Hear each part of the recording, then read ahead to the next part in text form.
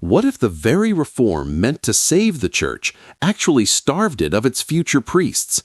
That's the uncomfortable question that data forces us to ask here in 2026. Let's look at the numbers, because numbers don't lie. In 1965, ordinations in the United States peaked.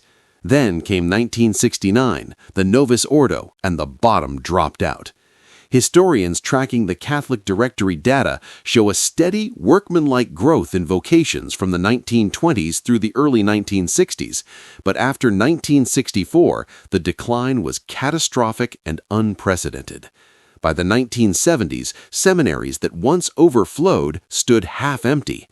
Fast forward to today, the Archdiocese of Detroit currently has 224 priests serving 209 parishes. Within 5 years, that number is projected to drop by 40%.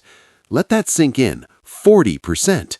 Across the United States, 30 dioceses are currently restructuring due to declines in numbers and participation.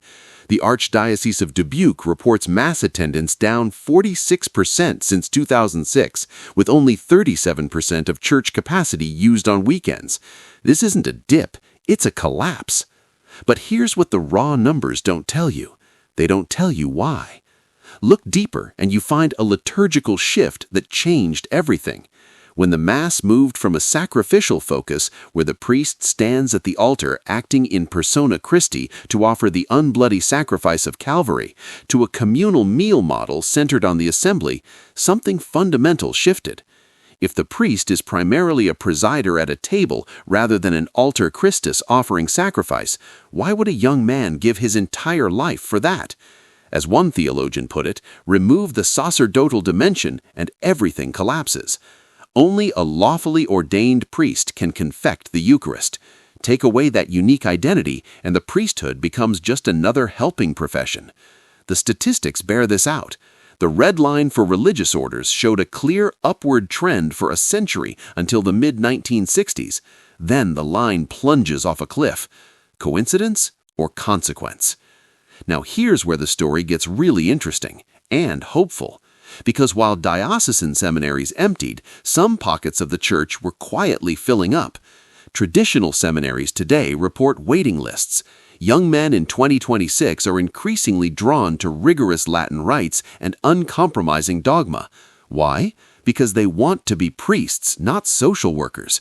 They want the mystery, not the mundane. Just last month, in January 2026, a French bishop ordained a priest using the pre-Vatican II Pontificale Romanum for the Fraternity of St. Vincent Ferrar. This despite Traditionis Custodes, despite the restrictions, despite everything. Why would a bishop take that risk? Because young men are still offering themselves for the old rite, and someone has to ordain them. The attempt to make the priesthood relatable to modern culture backfired spectacularly. By stripping the priesthood of its supernatural appeal, we made it unappealing to anyone seeking the supernatural. Archbishop Wensky of Miami put it plainly, the priest shortage isn't about celibacy, it's a crisis of faith. Young people today suffer from a closing of the window of man's mind to infinity or transcendence. They can't hear the call because the ambient noise is too loud. And what happens when you dilute distinct Catholic doctrine? You get a crisis of purpose. Why join a priesthood that looks like every other profession? Why commit your life to something that could be done just as well by a lay ecclesial minister? The path forward requires an honest audit. Which liturgical practices actually produce spiritual fruit? Which seminaries are actually full? The answer is right in front of us. Traditional communities attached to the ancient rites are thriving. They're not just surviving, they're growing, ordaining, building. In France, despite Vatican restrictions, traditional ordinations continue because bishops recognize something Rome doesn't. These young priests are needed. The Fraternity of St. Vincent Ferrar, founded in 1979 to preserve Dominican traditions, now ordains priests using the older pontificale because that's the rite their men were formed in and love. The way out of this crisis is the way back. We need to refocus on the sacrificial nature of the Mass. We need priests who know they're offering something no one else can offer.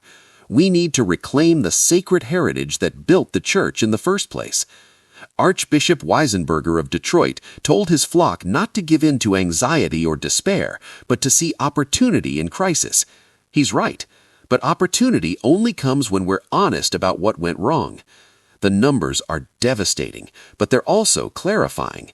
They tell us that when you give young men something worth dying for, they'll line up to live for it. The old Rite produced priests for centuries. The new Rite, by itself, has produced a priest shortage. The evidence is in. The question is whether we'll act on it.